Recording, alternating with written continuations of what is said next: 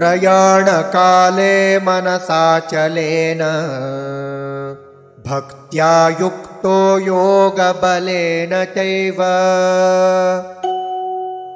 भ्रुवोर्मध्ये प्राणमावेश्य सम्यक् सतं परं पुरुषमुपैति दिव्यम्। प्रयाणकाले मनसा अचलेन भक्त्या युक्तः योगबलेन च एव भ्रुवोः मध्ये प्राणम् आवेश्य सम्यक् सः तं परं पुरुषम् उपैति दिव्यम्। प्रयाणकाले मनसाचलेन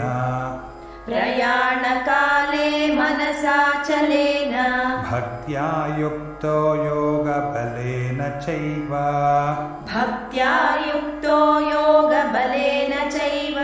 भ्रुवोर्मध्ये प्राणमावेश्य सम्यक्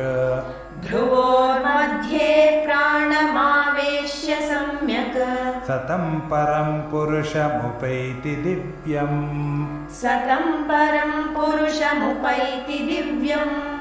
प्रयाणकाले मनसाचलेन भक्त्या युक्तो योगबलेन चैव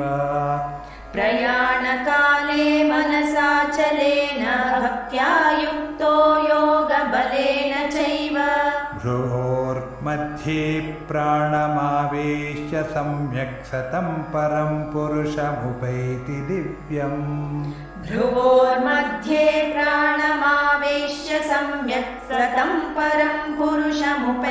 दिव्यम्।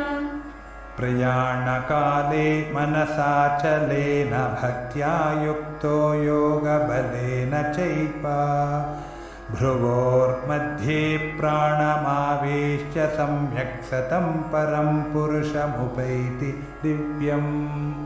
प्रयाणकाले मनसाचलेन भक्त्या युक्तो योगबलेन चैव भ्रुवोर्मध्ये प्राणमावेश्य सम्यक् सतं परं पुरुषमुपैति दिव्यम्।